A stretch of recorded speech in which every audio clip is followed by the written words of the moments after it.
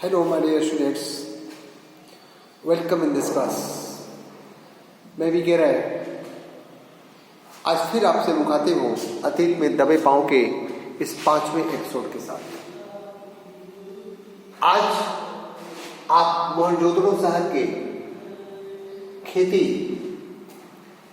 के बारे में जानोगे और वहां के कुछ भवनों के बारे में जानोगे। कल आप लोगों ने ये जाना था, पिछले एपिसोड में आपने ये जाना था कि मोहनजोदड़ो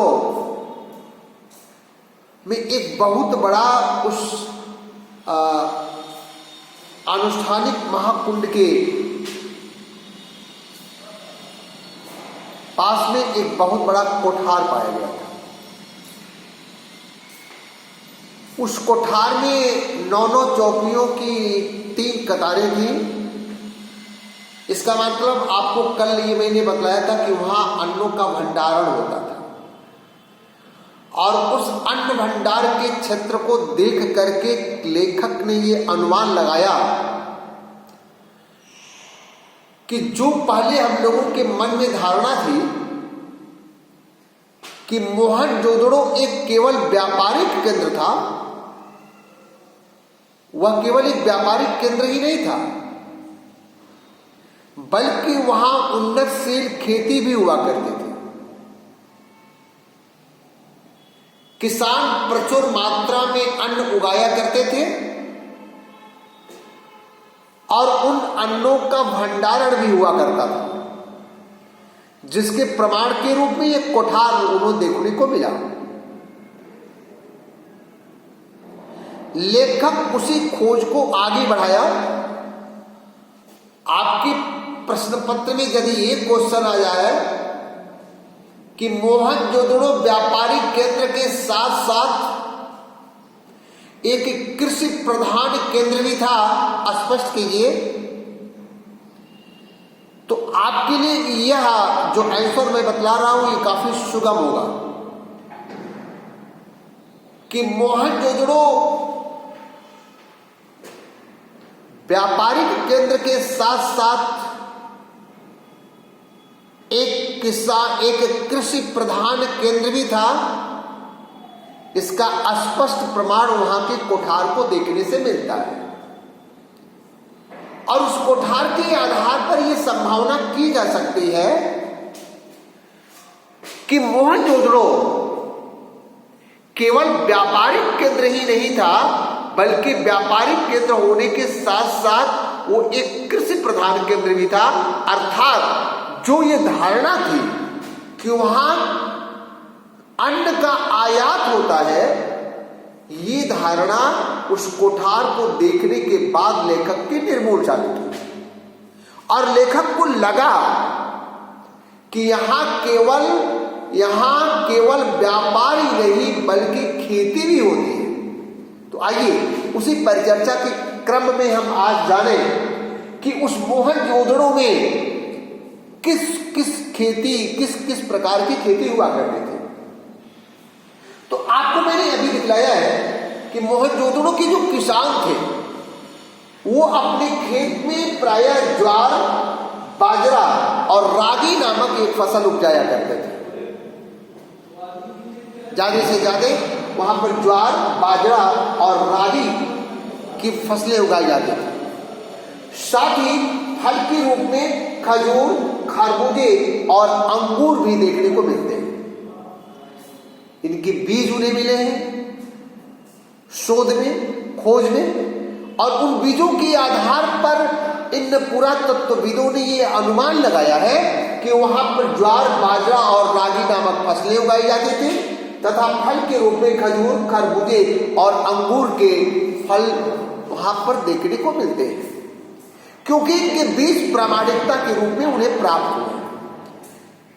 कुछ जगहों पर उन्हें कपास भी मिला है, लेकिन कपास के बीज उन्हें नहीं मिले। कपास के बीज तो नहीं मिले, लेकिन सूती कपड़े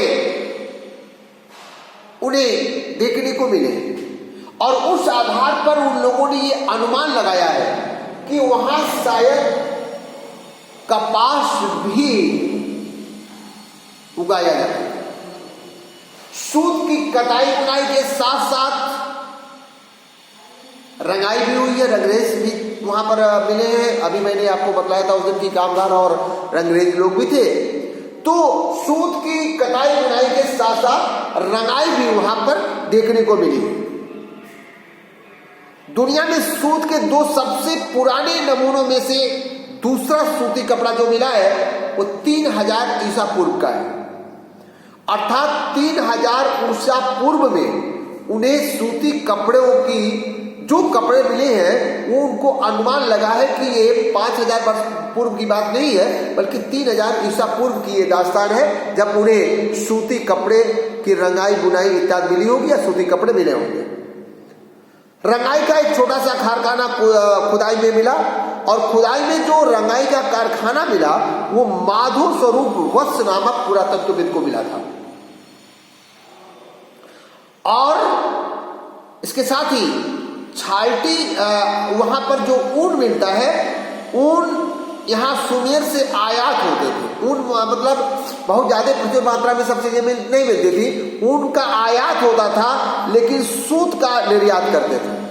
सूत को बेचते थे और ऊन को मंगाते थे। तो ये मोहनजोदड़ो की विशेषता थी। और इसके आगे लेखक ये लिख रहा है कि महाकुंड के उत्तर पूरब, अभी तक तो ये महाकुंड के दक्षिण की बात थी, अब महाकुंड के उत्तर पूरब की जाओ। उत्तर पूरब में एक बहुत सी लंबी इमारत मिली है, और उस लंबी इमारत का अवशेष मिला है। लंबी इमारत तो मैंने अभी शुरू से ही आप लोग जान रहे हो कि केवल ध्वंसावशेष ही मिले हैं, कोई भी 5000 वर्ष पूर्व की दास्तान है तो बड़ा कहाँ सुरक्षित भवन मिलेंगे। तो एक बहुत लंबी इमारत का अवशेष मिला है। उस लंबी इमारत के अवशेष में जब खोजबीन करने लेखक पहुंचता है तो वहां उसके बीचों बीच में उसको एक बहुत बड़ा दालान मिलता है। उस बहुत बड़ी लंबी इमारत के बीच में एक बहुत बड़ा दालान मिलता है, और उस दालान के 3 तरफ बरामदे दिखाई पड़ते हैं, और उन बरामदों के साथ साथ छोटे छोटे कमरे मिलते हैं, जो उन अवशेषों को देखने से पता चलता है कि इस बहुत बड़ी इमारत के बीच में एक दालान रही होगी। दालान के 3 तरफ छोटे छोटे दालान के 3 तरफ बरामदे रहे होंगे, और उन बरामदों के सटे हुए छोटे छोटे कमरे रहे होंगे। पुरातत्व के जानकार कहते हैं कि धार्मिक अनुष्ठानों में ज्ञानशालाएं जो होती थी वो सब सटी हुई होती थी, अर्थात जितनी ज्ञानशालाएं थी वो सब आपस में सटी होती थी। उस नजरिए से इसे कॉलेज ऑफ प्रीस्ट्स माना जा सकता है, अर्थात जो ये बहुत बड़ी जो इमारत मिली है इसे कॉलेज ऑफ प्रीस्ट्स कहा गया है, अर्थात ज्ञानशाला केंद्र या ज्ञानशाला विद्यालय। और उसको देखने के बाद उनको नजरिए में से पता चला है कि इस केंद्र के अंदर, इस भवन के अंदर ये जो छोटे छोटे कमरे हैं, ये सारे के सारे कमरे ज्ञानशालाएं हो रही होंगी, अर्थात ज्ञान पाठन केंद्र रहा होगा। दक्षिण में एक और भग्न इमारत है, उसके और दक्षिण जाने पर एक दूसरी इमारत मिली, जो इमारत टूटी फूटी मिली। इसमें 20 खंभों वाला एक बहुत बड़ा हॉल है दूसरे वाले में। तो जो दूसरा कमरा मिला, उस दूसरे कमरे में 20 खंभों वाला एक बहुत बड़ा हॉल मिला। अनुमान है कि यह राज्य सचिवालय रहा होगा, या कोई सभा भवन, सांसद जैसे जहां पर लोग ये संसद की कार्यवाही चलती है या विधानसभा की कार्यवाही चलती है, ऐसा कोई सभा भवन रहा होगा, या कोई सामुदायिक स्वास्थ्य केंद्र रहा होगा। जो ये दूसरी वाली बिल्डिंग है, पहली वाली बिल्डिंग तो इन्हें ज्ञानशाला केंद्र लगा, जिसमें छोटे छोटे कई कमरे मिले, लंबी इमारत मिली, और लंबी इमारत के बीच में दालान मिली। दालान के 3 तरफ बरामदा मिला, और बरामदे से सटे छोटे छोटे कमरे मिले। इन कमरों को देख करके उनको अनुमान लगा कि ये ज्ञानशाला रही होगी, इसीलिए इसे कॉलेज ऑफ प्रीस्ट्स कहा गया। ठीक उसके दक्षिण साइड में उसे एक दूसरी टूटी फूटी इमारत मिली। उस टूटी फूटी इमारत में जब लेखक पहुंचता है तो वहां देखता है कि उस टूटी फूटी इमारत में 20 खंभों वाला एक बहुत बड़ा हाल दिखलाई पड़ा। उस हाल को देख करके लेखक ने अनुमान लगाया कि वे अपने समय का या तो सचिवालय रहा होगा, या तो ये सभा भवन रहा होगा, या तो ये कोई सामुदायिक स्वास्थ्य केंद्र रहा होगा। यही 3 ऐसी दशाएं हो सकती हैं जो इस भवन में केंद्रित रही होंगी। और उसके बाद गढ़ की चारदीवारी लांघ करके अभी तक वो बौद्ध स्तूप के आसपास के भवनों का निरीक्षण कर रहा था। आपको मैंने बताया कि गढ़ अर्थात वो पास इलाका था, और पास इलाके में उस बौद्ध स्तूप के ठीक पीछे अर्थात पश्चिम दिशा में आपको मैंने बताया था कि उस समय के प्रशासनिक भवन, उस समय के धार्मिक स्थल और आनुष्ठानिक महाकुंड स्थित था बौद्ध स्तूप के ठीक पीछे। और उसी आनुष्ठानिक महाकुंड के पास में देवमार्ग जहां से आया गया है, उसी आनुष्ठानिक महाकुंड के बगल वह कोठार, फिर वो उत्तर पूर्व भाग में जाता है। तो उत्तर पूर्व भाग में एक लंबी इमारत जिसका वर्णन आज हम लोग कर रहे हैं, एक लंबी इमारत, उस लंबी इमारत के बीच में दालान, उसके 3 तरफ बरामदा, बरामदे के सटे हुए छोटे छोटे कमरे जिन्हें देखकर अनुमान लगा कि वो ज्ञानशाला रही होगी, इसीलिए उसे कॉलेज ऑफ क्रिस्टस शायद उस भवन को कहा गया। उसके दक्षिण जाने पर एक फिर टूटी फूटी इमारत, उस टूटी फूटी इमारत में 20 खंभों वाला एक बहुत बड़ा हाल, और उस बहुत बड़े हाल को देखने के बाद लेखक को अनुमान लगा कि यह सचिवालय रहा होगा, या सभा भवन रहा होगा, या कोई सामुदायिक स्वास्थ्य केंद्र रहा होगा। इस प्रकार से लेखक ने उस पास इलाके के अर्थात गढ़ इलाके के सारी जगहों की छानबीन कर ली। सब कुछ देखने सुनने के बाद, उसका अवलोकन करने के बाद अब वो गढ़ इलाके से बाहर निकलता है। तो जब गढ़ इलाके से बाहर निकलता है तो मैंने आपको बतलाया था कि जो बौद्ध स्तूप है उसके पूरब साइड में उसने एक विशिष्ट लोगों की कॉलोनी देखी, अर्थात उसने अनुमान लगाया कि इस चारदीवारी के ठीक बाहर पूर्वी साइड में धनिक वर्ग के लोग रहा करते हैं। अब वो गढ़ की चारदीवारी लांघ कर उस बस्ती की तरफ बढ़ा। गढ़ के मुकाबले ये छोटे छोटे टीलों पर बनी है, इसीलिए इन्हें नीचा नगर कहकर भी पुकारा जाता है। खुदाई की प्रक्रिया में टीलों का आकार घट गया है, कहीं कहीं वे फिर जमीन से जा मिले हैं, और बस्ती के कुएं लगता है जैसे मीनारों की शक्ल में धरती छोड़कर बाहर निकला है। तो ये पूर्वी बस्ती की तरफ नहीं गया है, ये दीवार लांघ करके, गढ़ की दीवार लांघ करके फिर उस दूसरी पार में गया है, ठीक उसी दक्षिण दिशा में ही गया होगा। तो वहां पर उसको छोटे छोटे टीले दिखलाई पड़े।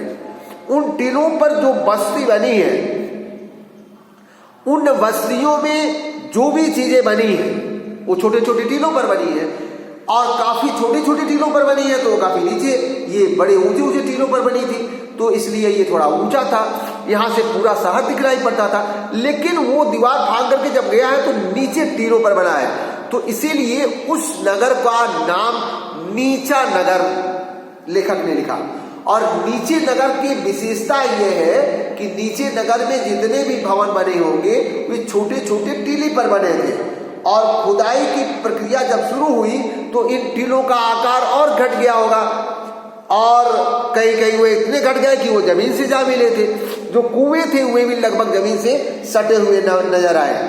अब आए पूरब की बस्ती, वही जो मैंने बतलाया कि बौद्ध स्तूप की ठीक पूरब साइड में, ठीक पूरब साइड में क्या था, तो पूरब की बस्ती जो थी वो रईसों की बस्ती थी। कल कई दिनों से हम लोग चर्चा भी इसको ले रहे हैं कि जो बौद्ध स्तूप के ठीक पूर्वी इलाका है वहां पर धनिक वर्ग के लोग रहा करते थे। हालांकि आज के युग में, उस समय पूर्वी हिस्से में ये लोग थे, लेकिन आज के जमाने में क्या होता है, आज के जमाने में जो पूर्वी हिस्सा होता है किसी भी गांव में पूरब साइड में चलिए आप जाओ तो पूरब साइड की जो इस इलाका होता है वो दलित बस्ती होती है। समाज के कमजोर वर्ग के लोग उधर रहा करते हैं।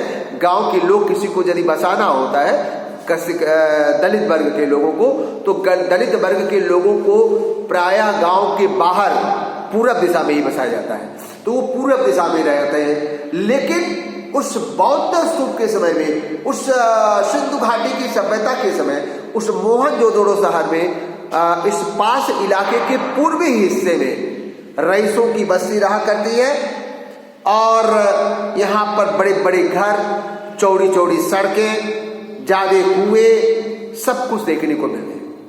रईसों की बस्ती है तो रईसों की बस्ती में सुख सुविधा के सारे साधन संपन्न होते हैं, सुख सुविधा की सारी चीजें देखने को मिलती हैं। मोहनजोदड़ो के सभी खंडरों को खुदाई करने वाले पुरातत्ववेदाओं का संक्षिप्त नाम दे दिया गया है, जैसे डीके हल्का दीक्षित काशीनाथ की खुदाई, उनके नाम पर यहाँ 2 हल्के हैं। डीके क्षेत्र दोनों बस्तियों में सबसे महत्वपूर्ण है। शहर की मुख्य सड़क फर्स्ट स्ट्रीट, जो मोहनजोदड़ो शहर की सबसे मुख्य सड़क थी, फर्स्ट स्ट्रीट यहीं पर है। यह बहुत लंबी सड़क है, मानो कभी पूरे शहर को ये नापती थी। अब ये सड़क टूट फूट गई है, केवल आधा मील ये सुरक्षित बची हुई है। ये काफी चौड़ी सड़क है, इसकी चौड़ाई 33 फुट है और मोहनजोदड़ो से 3 तरह के वाहनों के साक्ष्य मिले हैं। 3 तरह के वाहनों के साक्ष्य मिले हैं। इनमें सबसे चौड़ी बैलगाड़ी थी। इस सड़क पर 2 बैलगाड़ियां, अब 33 फुट चौड़ा है, तो 33 फुट चौड़ा यदि होने का मतलब है कि 2 बैलगाड़ियां एक साथ जरूर आ जा सकती थी, आसानी से आ जा सकती थी। और जो ये सड़क जा रही है, वो सड़क कहां पर समाप्त हो रही है? जहां पर समाप्त हो रही है वहां पर लेखक को लगा कि यहां कोई बाजार लगता होगा। तो मेरे प्रिय छात्रों, आज के इस चर्चा के अंतर्गत हम लोगों ने उस महाकुंड के उत्तर पूर्वी भाग में बने हुए एक लंबी इमारत के बारे में जाना और उस लंबी इमारत के दक्षिण भाग में एक भग्न इमारत, एक टूटी फूटी इमारत के बारे में जाना, साथ ही वहां के नीचे नगर के बारे में जाना और साथ ही बाजार को जाना। और इन शब्दों के साथ मुझे उम्मीद है कि ये बातें आपके जेहन में आएंगी और ये क्वेश्चन जरूर अपने दिमाग में रखिएगा कि ये मोहनजोदड़ो व्यापारिक केंद्र होने के साथ साथ कृषि केंद्र के रूप में भी जाना जाता है। स्पष्ट कीजिए तो आप उसमें किस समय कौन सी खेती होती है, उन खेतियों को जरूर उल्लेख कर लेंगे और उल्लेख करने के साथ साथ आप ये जरूर उसमें डाल देंगे कि लगता था कि लोग वहाँ ये फसलों का आयात, ये क्या नाम है, अनाज का आयात होता था, लेकिन इन चीज़ों को देखने के बाद लगता है कि मोहनजोदड़ो के लोग ये अन्न का आयात नहीं करते थे, बल्कि वे आत्मनिर्भर थे। इन शब्दों के साथ मैं बीके राय आज आपसे विदा लेता हूँ। अगले एपिसोड तक के लिए, तब तक के लिए नमस्कार।